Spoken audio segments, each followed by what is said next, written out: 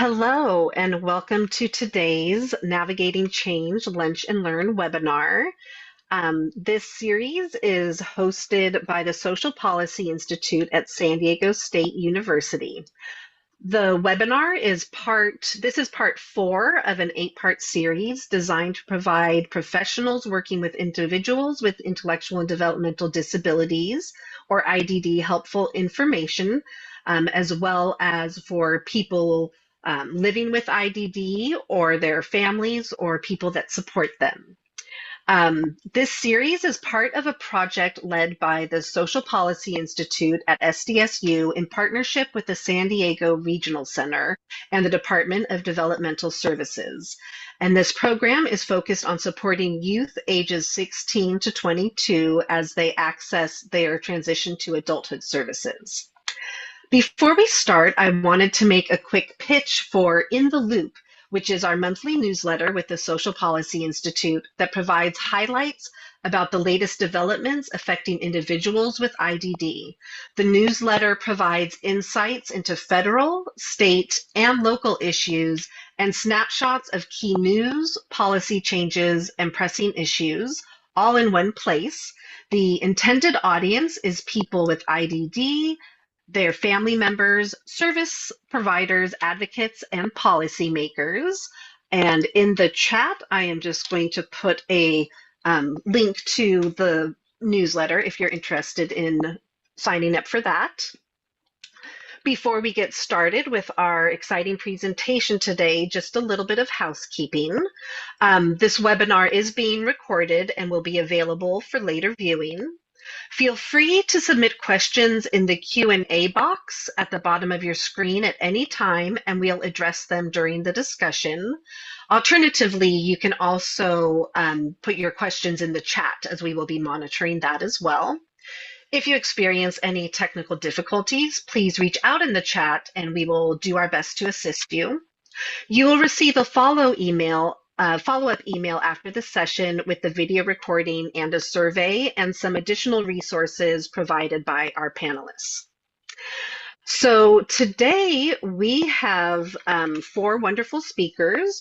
We have Taylor Weisner, Heather Flowers, Veri Salgado, and Debbie Marshall, who will be speaking today about friendships, dating, and choice, and speaking about their personal experience with self-advocacy. So thank you all very much for being here, both our webinar attendees and our webinar panelists, and I will now hand it over to you.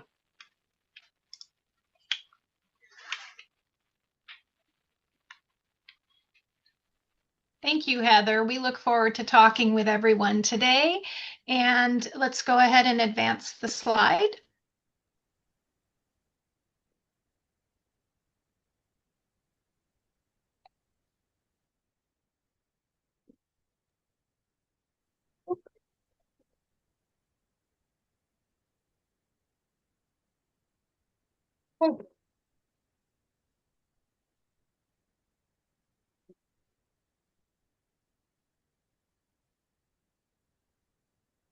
Hello, everyone, and welcome. My name is Veri Salgado. I am a mother, a wife, a sister, a good friend, and a strong self-advocate. Friendship and romantic relationships are not privileges. They are part of being human because relationships help adults to feel connected, build confidence, learn communication and boundaries, grow emotionally and socially. Adults with disabilities experience the same desire for connection as anyone else. However, many face barriers such as limited social opportunities, overprotection, lack of relationship education, and systems that focus on health and safety, but not always on quality of life. True support includes helping people build full lives, not just safe ones. It is natural to want to protect someone you care about.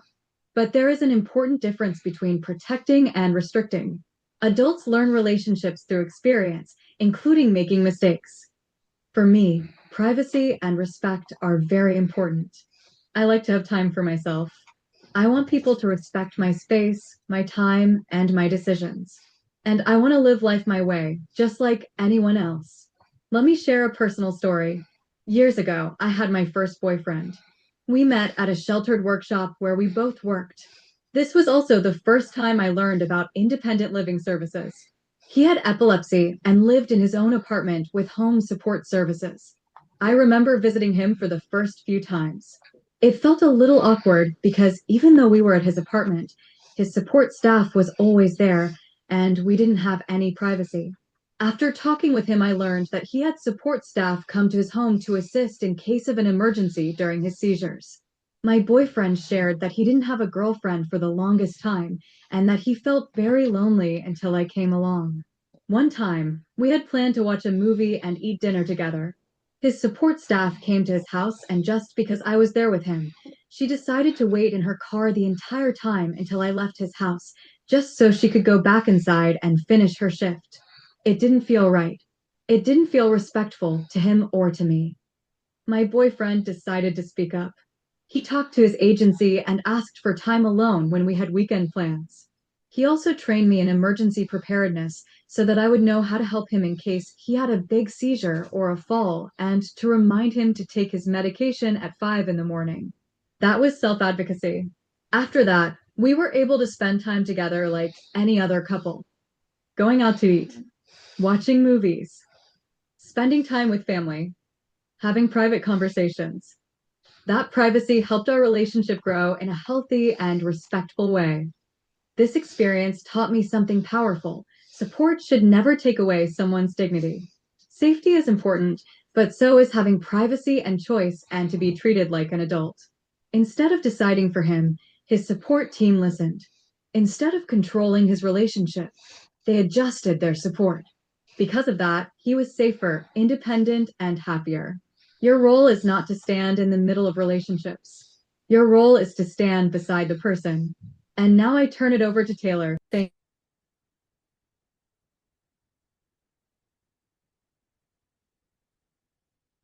Hi, my name is Taylor, and I'm going to talk to you a little bit about being a self advocate. And what self advocate means to me is that being able to speak up for yourself and protecting yourself and knowing your limits, and also knowing how to handle being a self advocate is just being able to learn all life's lessons, as well as just being able to be yourself, be happy, and just, yeah, just having fun and just really learning every lesson that you possibly can as a self advocate, and learning to be independent, and learning everything that you can. And now I will tell you about a little bit about me. I am engaged right now, but before I got engaged, I did have a very first boyfriend. um but I met the guy that I'm with now a while back. Before that, we used to just hang out as friends, and we took it very slow. Just kind of hung out, got to know each other, got to kind of know what each other liked and didn't like. We just kind of hung out and had fun. Like I said, again, we took it very slow. We just kind of bonded, and we just want to see if things would click, so things would work out, and we are where we are now. So I'm very happy where I'm at now. Our families really love each other, and we really love each other. So yeah, so that's my relationship. Now I turn it over to Heather. Well, before we go to Heather, Taylor, could you talk a little bit on your slide? There were a couple other things that you already talked about, the importance of taking your time and in getting to know each other. Why is that important? Because I feel like the more time you take your time, you can kind of really find ways to find out if things are going to work out between you or the person you're with, or if you're not with them. You can technically be in any relationship, but I feel like it's good to take your time, slow down, really get to know each other before rushing into anything. Just kind of talk to each other, learn each other's likes, dislikes. Also, just kind of see where you guys are at, see what you feel, and just kind of really connect and really have conversations about what you're wanting, what you're not wanting. And I feel like it's just better to really take your time, go through it slowly, and just see what you guys feel, see what clicks, what doesn't click. I feel like that's the best way to really take it slow and get lots of support from your family as well as your friends. Um, I feel like it's also good to have open communication, just so that way both of you can kind of agree or disagree on whatever it is that you may want to have a conversation about. And yeah, just a give and take. And I feel like just staying involved and really learning each other is the best way to be with each other. So yeah. Wonderful. Any other tips for if there are professionals in the audience or support staff as far as ways they could help to support someone entering into or involved in a relationship? I think that the best way for people to really stay involved and to really help out is to really talk things through with one another and really like talk to your person, talk to whoever it is that you feel comfortable with and see their side of it, see their opinion or their thoughts. Or if you have any questions, you can always ask them. Don't be afraid to ask questions. Don't be afraid to go to someone that you trust. Really trust in them and know that they have the best faith and hope in you, and they know that whatever you choose, they'll accept, whether it's happy or not. They'll love you for whoever you are. So yeah, those are my thoughts. Thank you, Taylor. Mm-hmm. Hi, my name is Heather, and I had many relationships, and I was married before. Now I'm engaged to be married um, with my fiance name is Troy, and we've been together for 3 years, and we love each other. We talked about everything, communication skills. We know he likes hockey. He likes my cooking.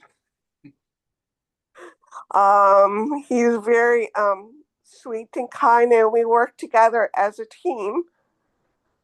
And we just like each other as normal people who has disabilities. People with disabilities are allowed to have a relationship.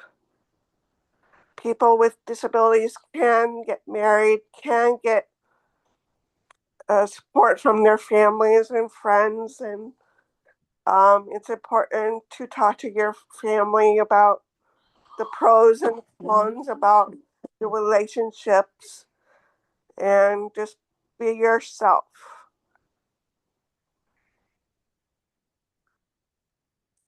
So you just mentioned talking to your family about the pros and cons of relationships. That's a great place to get support.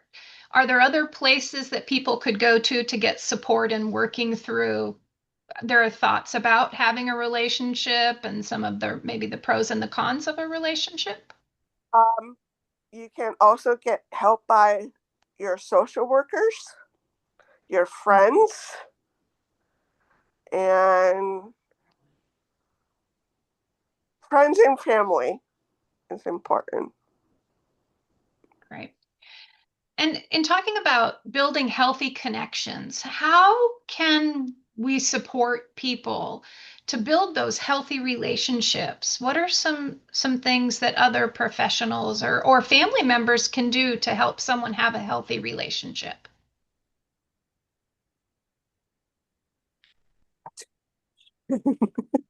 That's a good question. Give me a minute here. Sorry. Trying. Okay. Well, let me ask you another question. Do you think everyone knows what a healthy relationship is? I hope so. Okay, but if they don't, what would be something someone could do? Go on. I never been on online dating. I don't think it's safe for doing that. But it's important to have safety net.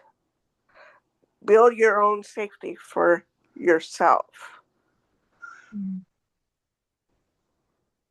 And that might be one way some people could support someone, is to help them to make sure they have a good safety plan. And in what you said was a safety net, building some safety into, if you're doing online dating or even just going online for social connection, to make sure that they're aware of the safety issues and ways to keep themselves safe. What about other safety skills? Are those important to teach to individuals? Oh, yes. I think that's important. Very. Why do you think that's important? Like having counseling, marriage counseling, that's important. Very important for the healthy relationship, to talk to someone if you're not sure about this person, or making sure you're for yourself. And when you were creating this PowerPoint, you talked about knowing when to start or end a relationship. Is that something that would be important that people kind of either know or are guided through if they're in a relationship, like how to start it, how to end it? Yeah. First, that you get to know the person. That's important. And if you like each other, and you can start having a relationship with someone that you care about. And it took me and Troy a long time too. Actually, it took 2 years. But now we're also in the planning of getting married in 2 weeks.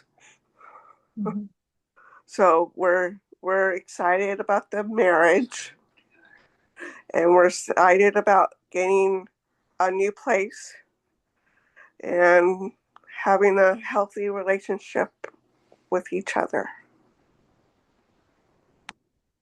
Great, thank you. And Heather, when I first met you, you were working for the SEEDS program. Yes. And can you talk a little bit about what you did there and the importance of what you did?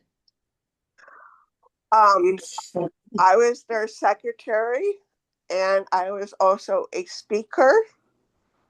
We did a lot of trainings about healthy relationships, couples, marriage. We went all over the world talking about our story, and it was a wonderful thing that we did. It was the three of us, but she's now retired. She's not working anymore. But I love going to speaking about my about me, and that's what we did. And did you speak to other professionals, or was it self-advocates that you did mostly your speaking to? We did teachers for special ed. We did nurses. We did pretty much nurses and speech and language teachers who want to be involved in special ed. That kind of thing.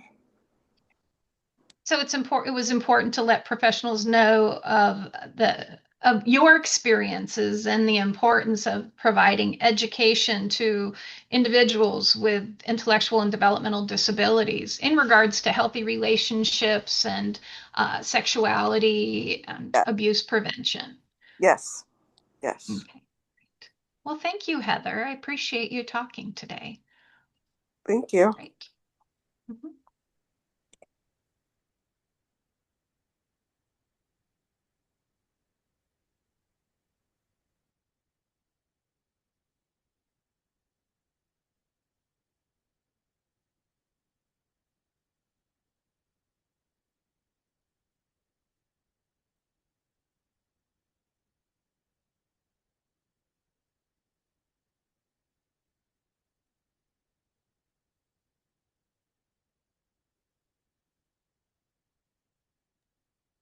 Unfortunately, the sound isn't coming through, Veri.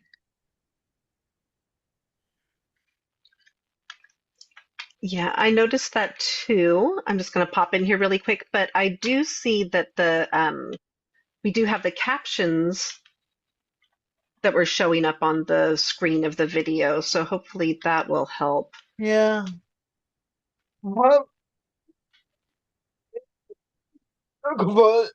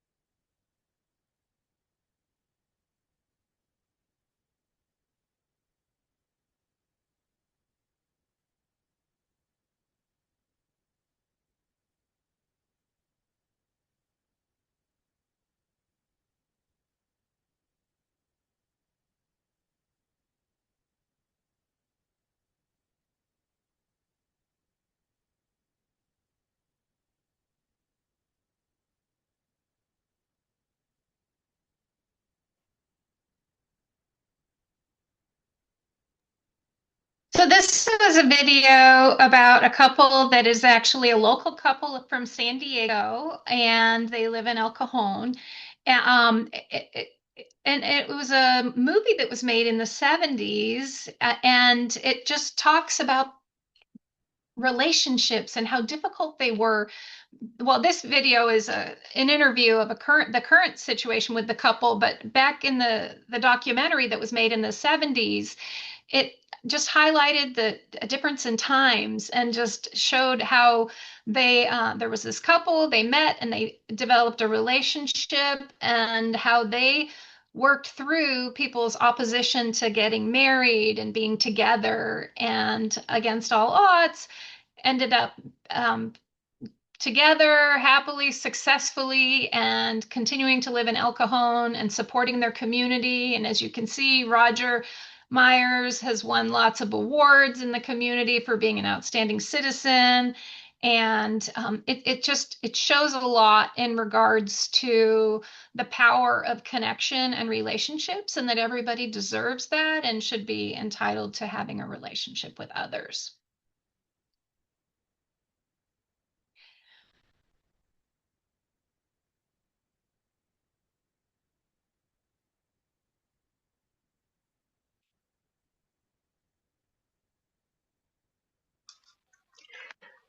Thank you for providing that overview, Debbie. And I just want to remind Welcome. everyone that when we will be sending out the recording of this webinar, but we'll also be forwarding the slides, and we'll make sure that in that email that you'll have the link to this couple's story, so that you'll be able to hear the narration. It's exciting. They even made a movie. They wrote a book and made a movie about their story. Yes, and Sean Thank you. Cassidy Oh, I'm was in excited to it. So hear you blast guys. from the past. Oops, sorry. Okay, so now what I'm going to do, we heard from from Heather and Taylor and Veri in sharing some of their experiences and in relationship to self-advocacy, and what the importance of it is to have support, and also to have the opportunity to have those relationships with other people. All human beings desire relationships in one way or another, that we all are different. We all have desires and we want to be connected to others. And so um, as people, family members, professionals, or individuals ourselves looking to develop those relationships, I wanted to share some resources with you today. So in the PowerPoint the packet that you'll be getting, you'll have access to all of these resources. There's a ton of things out there. Not everybody knows that it's there, and this is just a little snippet of some of the things that we wanted to share with you. The first is there's a Healthy Bodies Toolkit, and that on that particular, you can click the link and it's going to give you a toolkit. There's one designed for men and one designed for women, talking about the the body and different things that a male would go through, different things a female goes through. It's specifically designed for either or. And then, so that's a great toolkit to use when you're talking with folks about maybe how their body is changing and how development will occur. So that's a wonderful resource. Underneath that is relationship education for people with developmental disabilities, and that is a website that it's called Relationships Decoded. You'll also see that title. And that is a curriculum that is available that includes videos, it includes role plays, a variety, and then photos, as well as teaching guides, so that in teaching about relationships, because relationships, there's a whole lot as far as we heard from Heather and from Taylor and Veri about the communication and those connections. It's not just about the sexual part, it's about the social skill part. And this particular curriculum provides a lot of different ways to present that information. As I said, through videos or photos, and you can show those and then have discussions either one-on-one with somebody, or maybe it's a small group setting. But that's a curriculum that's free and available. The only thing that you need to do is you need to agree. You have to sign just an electronic consent that you're going to be reviewing the materials. So they have a beginner curriculum and a more advanced curriculum. So they dive a little deeper into the second one, which is nice. So it allows you to kind of pick and choose what would work for you in regards to the individual or yourself is for additional information. Another resource is the Safety Powers Learning Center. Safety Powers offers a variety of different videos that also go along with role play opportunities and scenarios. And then they also offer a roundtable for people to attend. Some of their courses do cost money, but then some of them are free. And so they address issues such as bullying, workplace interactions, and then also just safety in the community and other safety relationship topics. So that's a well-rounded curriculum as well. And then the SARTAC Self-Advocacy Resource Center also has some articles and some videos that you could watch. And that is information that is created by individuals with disabilities for individuals with disabilities. Underneath that is the Sex Ed to Go resource courses, and that is it's a curriculum. It's not specifically designed for individuals with disabilities, but it is free and it is available to the community. It is a program that just covers all different kinds of things in relationship to sexuality education, and great resources to check out and to look at. And then if we could go to the next slide. A Disabled Advocate's Guide to Relationships. That's a booklet that was created by an individual with a disability to talk about relationships. And that particular document is also created in English and Spanish. It's available online and provides some good information and guidance to the development of relationships. And then underneath that is good, supportive and bad or abusive relationships. That's a checklist that you could look at. And I find that is a wonderful teaching tool, because sometimes when we talk with folks about relationships, we want to talk about not just the healthy stuff, but what can happen to make it unhealthy. And using some kind of a tool like that in a discussion or through just group discussion, give a scenario and have people explain whether or not this would be a healthy behavior or a healthy scenario or an unhealthy scenario. And then another tool that I've used with that is that what would make it to be a healthy relationship? or what would make it healthier, or what could make it unhealthy? And then if it isn't healthy, what can you do to change that or to get out of that relationship? Because we also want people to know that they don't need to stay in a relationship that is not fulfilling and helping them to feel good. Because oftentimes people don't clearly have an understanding of what an abusive relationship or an unhealthy relationship is, and how that for some people can just become the norm. And we want that not to be a normal, acceptable situation to be living in. We want people to know that there are other options out there for a very healthy lifestyle. So that is just a good talking point type of document. You could use it that way, or someone could do a self eval if they wanted to in regards to looking at their relationships. And then there's another article worksheet on identifying safe people and setting boundaries. It gives a scenario of how you could go about doing that in a different way with individuals. And then underneath that is wait, you want me to talk about sexuality. So for a lot of people, it's an uncomfortable topic. Not everybody wants to talk about sexuality. And so it's real important to help people to get comfortable with that, especially if you're in a professional role, and oftentimes too as a parent, because we you can't ignore the fact that your son or daughter is a human being and is going to have feelings and desires, and let's help to educate them so that they can have the skills they need to be safe and happy and healthy. So that is a free workshop offered by Elevatus. And that particular program, Elevatus, they offer a variety of different trainings. Some trainings are to help people become sex educators. Some are informational. And it's a wonderful, wonderful website. We're going to come back to that one after. Go ahead, Veri, go to the next slide. I know you were helping me out in advancing there. So, and then there's also sex education for AAC users for augmentative devices. So that would be another resource. And then there are some book recommendations on here that were put down if you are interested in reading more a little bit in regards to sexuality and relationship development. One of the websites that I really enjoy, Veri, we're not going to do the video since the sound's not working, is the amaze.org website.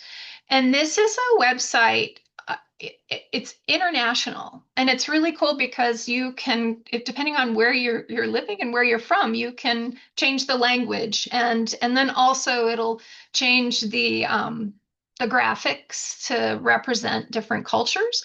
So I really appreciate the diversity that this particular organization embraces and wants to make sure that we are representing people of all colors and all origins. So it's really wonderful, and it's free. So amaze.org, they have a educator portal, a parent portal, a health portal, and they have it's all animation. So that can be a fun way to present information. It's different. Some people don't like it because they say that's too childish, and that's okay. That's okay. But for some folks, they like it. It's just another way to present information for folks. And the videos are short, a minute to 2 minutes long, and they just chunk out different parts of healthy relationships, communication, bullying, reproductive information, all kinds of things. So what I encourage you to look at it as a resource. They also have lesson plans included in there, and it for the educator portal, it also tells you where it ties into certain areas that are required to cover in regards to sexual health. And a new piece of the amaze.org website is that they've also created comics. So it's another way to present information for youth that might be more fun. And so because it is in comic form, someone could read it and then discuss it afterwards is a different way to obtain the information. And also that goes along with the comic usually is a video as well. So it could be shown also as the video, and then you could have the individual talk about the difference between the two if there were any differences that they identified. And again, the lesson plans I already talked about this.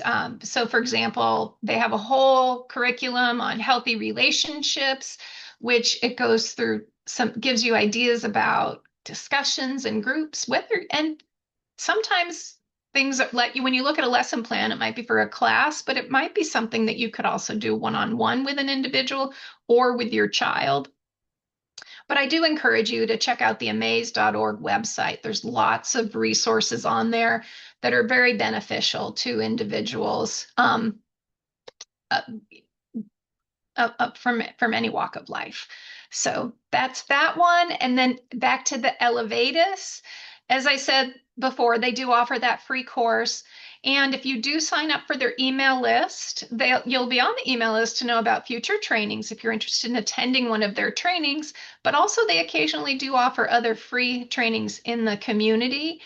And when you sign up for their email list, you will get a guide on online safety for individuals. And all of these materials are specifically designed for individuals with developmental disabilities.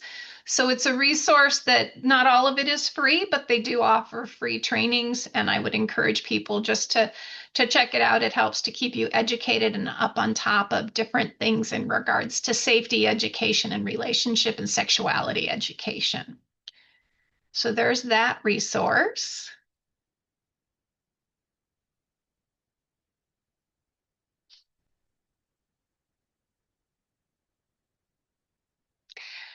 And then a couple more resources. Thank you, Veri, for pulling these together for us. The first one here on the left-hand side, it's a nice way to look at the differences in types of relationships, because sometimes we need to take a step back and make sure we're educating and helping people to understand the different types of relationships. Not everybody is going to be our best friend and like a family member where we're going to hug and kiss. We aren't going to do that with every person we meet. And so talking about the different types of relationships and then how you might interact with people is real important. And this is a graphical listing, but if somebody needed something more concrete, you could always use photos as a way, real life photos to illustrate your point. And that would be another way to utilize that. And especially in talking about public versus private spaces and what is a public space? What is a private space? And also looking at public and private spaces, it's very different. Public and private in home is very different than public and private in, say, a work setting or in the shopping mall. So it could be very different, and talking about those specific areas sometimes has to be broken down because not everything gets generalized from one area or environment to another. And then relationship rights. People have rights to have relationships, really helping people to know that they have rights, and it's a self-advocacy tool, and it's an empowerment tool. One of the other things that I find really, really important when we talk about rights and relationship rights is the responsibility part. That's not written on there, but it's an important piece that we need to talk about. Sure, we have rights, but we also have the responsibility to act in a certain way and to do certain things. And some of that needs to be taught. And so as educators, as family members, or even as individuals, learning that on our own or for others is very important. So that's another great resource. Okay. And let's go on to the next one.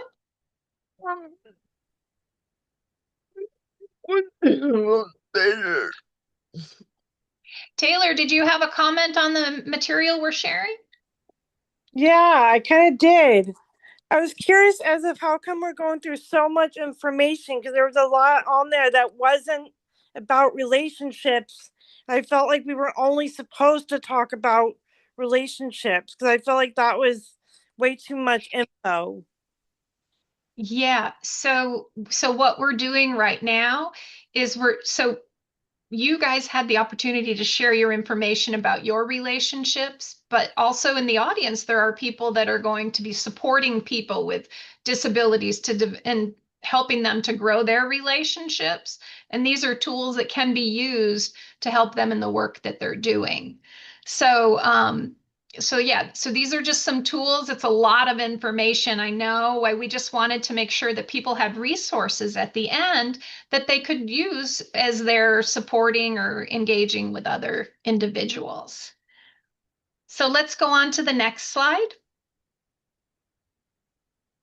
And then one other opportunity that you have that's coming up at the State Council, which is who I work for, the State Council on Developmental Disabilities, is one of our offices is holding a virtual healthy relationship and sexuality education course. And it'll start next week and it goes through October. If you don't attend all of them, that's okay. It's geared for teenagers and young adults. So there is a link on there or a QR code to register and sign up if you have it. And again, this flyer will be distributed to everyone afterwards so that you'll have that information available to you. But it's a very comprehensive series that we would love to have people attend to build their knowledge. And thank you. Thank you all so very much. There was a lot of wisdom shared and so much insight into um, developing, maintaining healthy relationships, whether they're friendships or romantic. I want to congratulate Taylor and Heather on their engagements. That's such a fun time and it's a very romantic time, right? While you're waiting and planning for the big wedding. So congratulations. Um, Debbie, thank you for going through all of those resources. It is a lot of information, but so valuable because I do think that often the people that are coming to our webinars are people that are, you know, working to support people with disabilities or parents of people with disabilities, and they just aren't aware of all of these resources. Um, so one of the people in the audience did have a question, and the question was, and this is someone that is a parent of a young adult with disabilities. Where do you go to hang out to meet potential partners, or where do you go to sort of meet people that you can form friendships and relationships with? What have been some of your, what are some of your tips for our panelists? Do any of you guys want to answer that? Answer it. I feel like the best places to be able to meet people is just going out and about in the community, whether it be like, say, the mall or taking a walk and hanging out with friends, or maybe going to do a fun activity like SeaWorld or the zoo, or just finding out and about places to kind of just hang out, talk, have fun.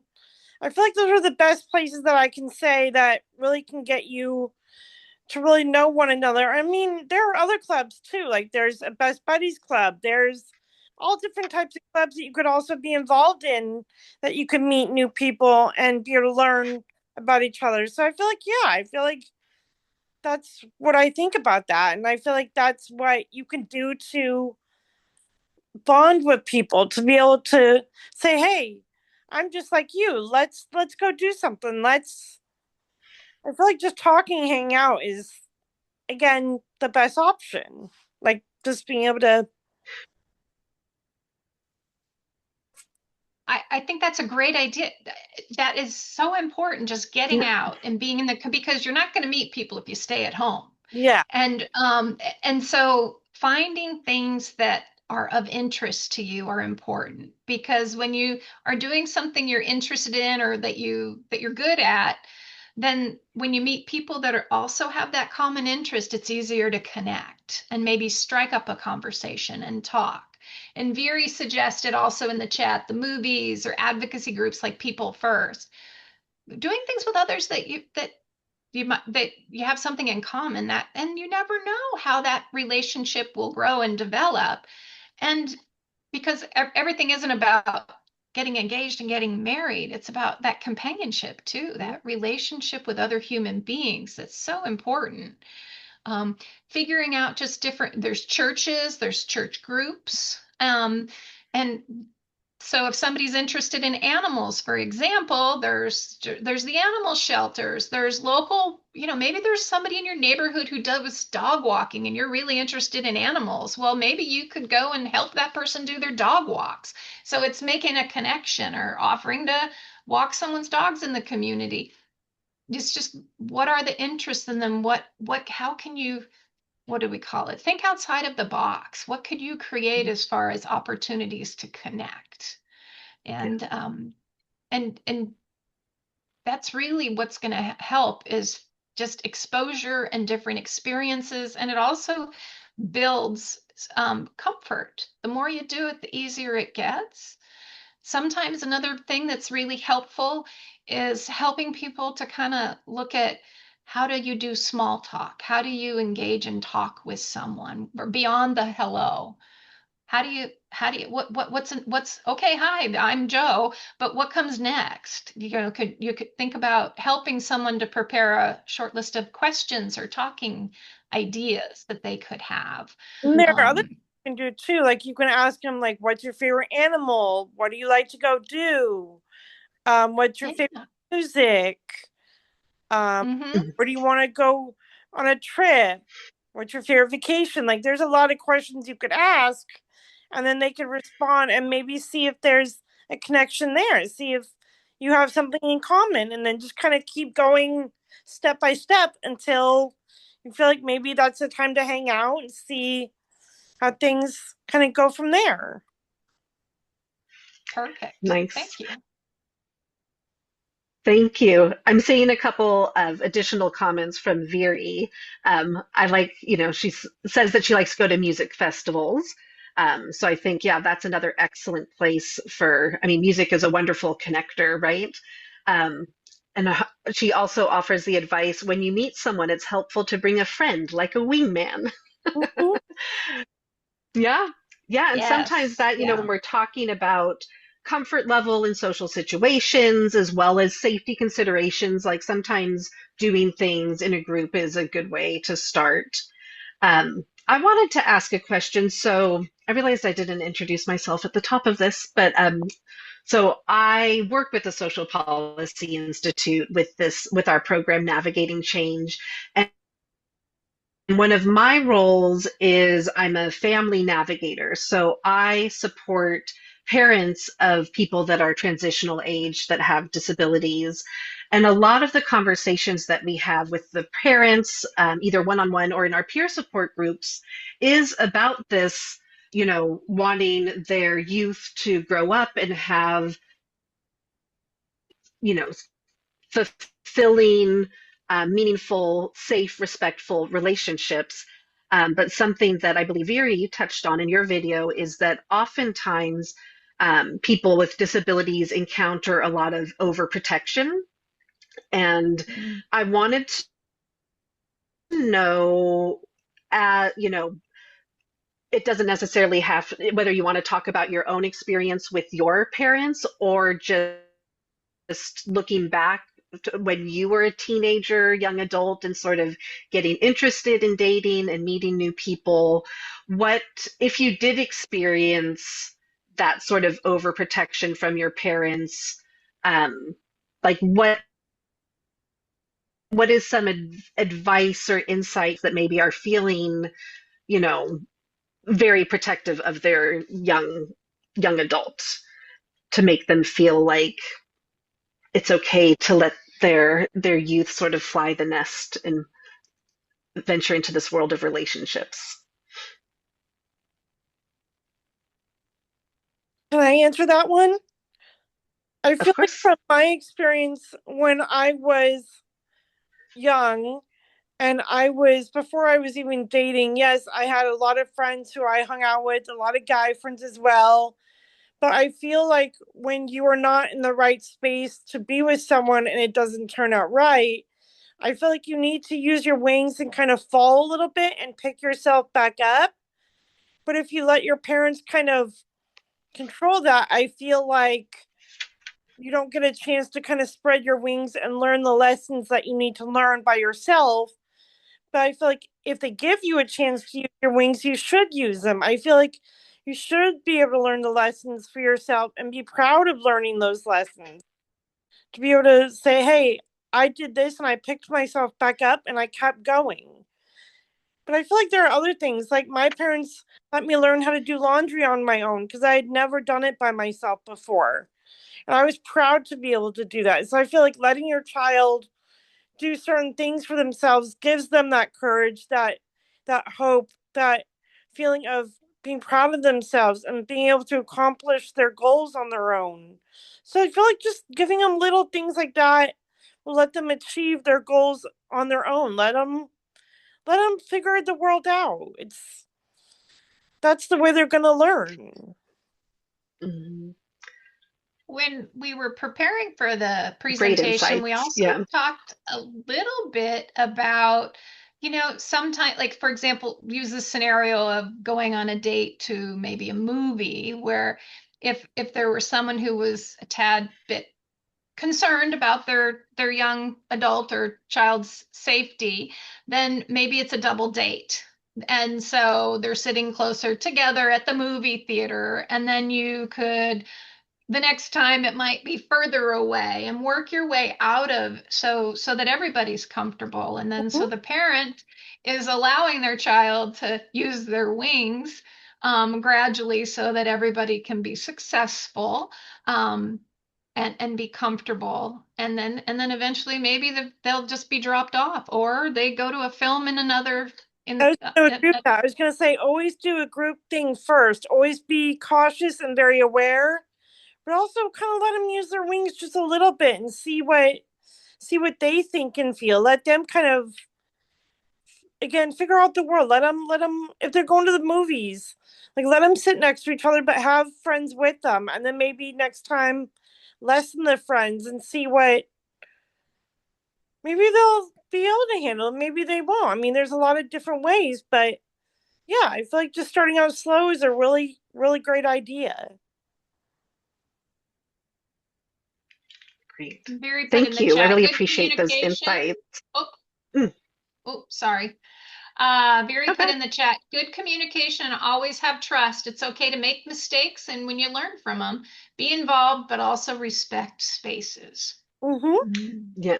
So I like that. Like for the parents, yeah, be involved, but and I love what you were saying, Taylor, that we all need to have the opportunity to make mistakes because that's the only way that we're going to learn. Mm-hmm. So very great advice, great wisdom from everybody here. I really appreciate it. And Debbie, thank you for sort of helping with the facilitation. I appreciate You're that as welcome. well. Um, this has been wonderful. I appreciate all of your time, as well as the people in the audience. I'm going to share my screen really quick because I'm hoping that you all, if you wouldn't mind taking a minute to complete our survey, you can use that QR code. I will put the link to that survey in the chat as well. Um, and then we'll be sending out an email where the link to the survey will be there, as well as the link to the recording of this and all of those amazing resources that you guys have shared. There, I just put the chat in there. You'll also notice that on this slide, we do these webinars, these Lunch and Learn webinars every couple months. So the next one that we have coming up is on Tuesday, May 5th, where we will have a speaker who will be talking about the HOPE framework. So HOPE stands for Healthy Outcomes from Positive Experiences. And it is a way it's a framework that focuses on the power of positive life experiences as a source of resilience and improved well-being that can help counterbalance the negative effects of challenging experiences and conditions at any age or stage in our lives. So there will be a lot of helpful practical strategies for incorporating more positive experiences into our daily lives, which I think all of us can use. And it also helps us sort of change our perspective to a strengths-based perspective where we're focusing on the things that we are capable of and the things that, those positive things in our lives that don't necessarily, they won't erase the, challenges in our lives, but it just broadens our perspective so that we can remember to leverage those positive experiences, because there is research that shows that helps improve all sorts of outcomes with people that do have negative experiences. So thank you all very much for your time and for sharing your stories. And I hope that we will see you all again in a couple of months when we talk about hope. So be well. Thank you.